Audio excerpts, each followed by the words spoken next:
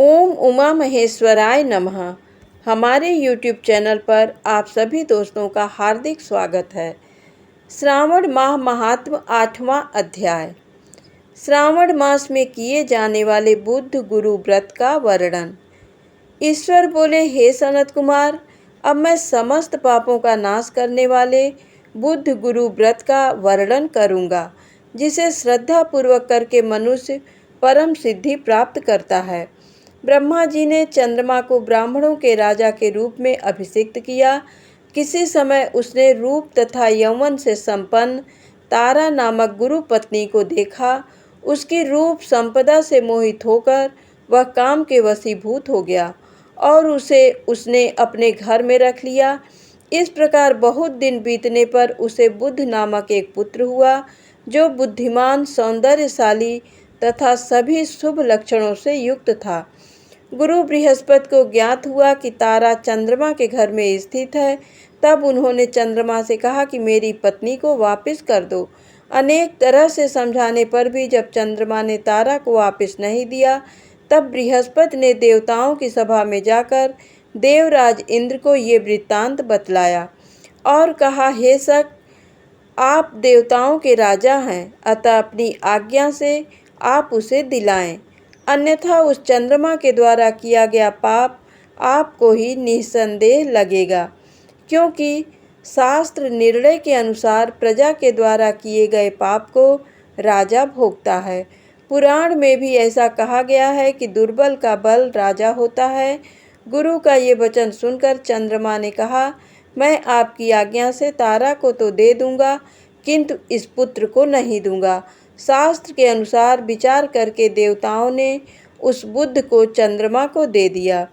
इसके बाद गुरु को उदास देखकर देवताओं ने उन दोनों को वर प्रदान किया, हे चंद्र, अब तुम घर जाओ, ये तुम्हारा भी पुत्र है और बृहस्पति का भी है। ये तुम्हारा पुत्र ग्रहों में प्रतिष्ठित होगा। हे सुराचार्य, आप ये दूसरा भी शुभ वर ग्रहण कीजिए कि जो बुद्धिमान व्यक्ति आप दोनों बुद्ध गुरु का व्रत मिलाकर करेगा, उसकी संपूर्ण सिद्धि होगी। ये सत्य है, इसमें संदेह नहीं। शंकर जी के लिए अत्यंत प्रिय इस श्रावण माह के आने पर जो लोग बुधवार तथा बृहस्पतिवार को पूजन व्रत करेंगे, उन्हें सिद्धि प्राप्ति होगी। इस व्रत से दही तथा भात का नैवेद्य व्रत सिद्धि में मूल हेतु है। स्थान भेद से आप दोनों की मूर्ति लिखकर पूजन करने से भिन्न भिन्न फल प्राप्त होता है। यदि कोई हिजोले के ऊपर स्थान पर आप दोनों की मूर्ति लिखकर पूजन करे, तो वह सर्वगुण संपन्न तथा दीर्घायु पुत्र प्राप्त करेगा। यदि मनुष्य कोषागार में मूर्ति को लिखकर पूजन करता है, तो उसके कोष बढ़ते हैं और वे कभी क्षय को प्राप्त नहीं होते।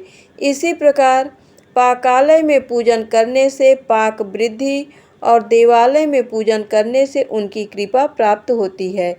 शय्यागार में लिखकर पूजन करने से स्त्री का वियोग कभी नहीं होता है।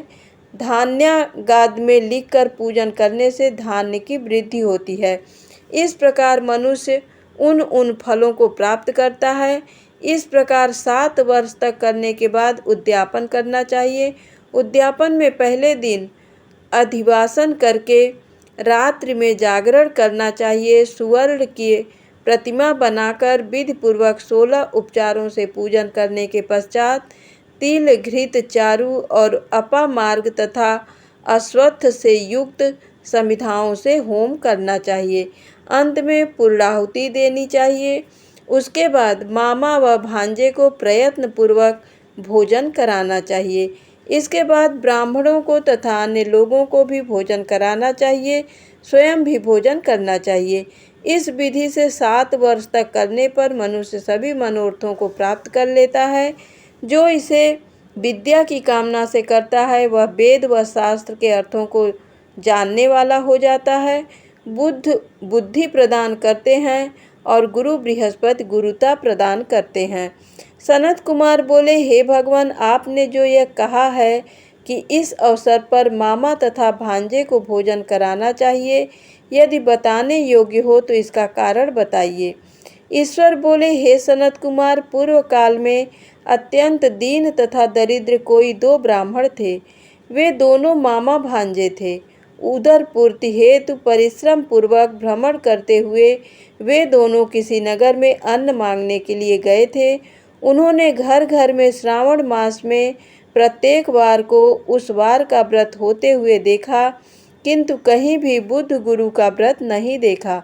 तब उन्होंने बहुत देर तक परस्पर विचार किया कि सभी वारों का व्रत तो सर्वत्र दिखाई पड़ रहा है, किंतु बुद्ध गुरु का कहीं नहीं। अतः चूंकि ये व्रत अनुचिष्ट है, इसलिए हम दोनों को चाहिए कि इस शुभ व्रत का अनुष्ठान आदरपूर्वक करें। किंतु हे सनत कुमार, इसकी विधि न जानने के कारण वे दोनों संशय में पड़ गए। तब रात्रि में उन्हें स्वप्न में इस व्रत की विधि दृष्टिगोचर हो गई। इसके बाद उन्होंने उसकी विधि के अनुसार व्रत को किया, जिससे उन्होंने अपार संपदा प्राप्त की। प्रतिदिन उनकी संपत्ति बढ़ने लगी और सभी लोगों को ज्ञात भी हो गई। इस प्रकार 7 वर्ष तक करके वे पुत्र व पौत्र आदि से संपन्न हो गए। उसके बाद उनके ऊपर प्रसन्न होकर बुद्ध व गुरु प्रकट हुए और उन्होंने उन दोनों को ये वर दिया, आप दोनों ने इन दोनों के निमित्त इस व्रत को प्रवर्तित किया है। अतः आज से कोई भी इस शुभ व्रत को करे, उसे व्रत की समाप्ति पर मामा तथा भांजे को प्रयत्न पूर्वक भोजन कराना चाहिए। इस व्रत के प्रभाव से उसे सभी कामनाओं की परम सिद्धि हो जाती है और अंत में चंद्र सूर्य पर्यंत उसका हमारे लोक में वास होता है। इस प्रकार श्री स्कंद पुराण के अंतर्गत ईश्वर सनत कुमार संवाद में श्रावण मास महात्म्य में बुद्ध गुरु व्रत कथन नामक 8वां अध्याय पूर्ण हुआ। ओम उमा महेश्वराय नमः।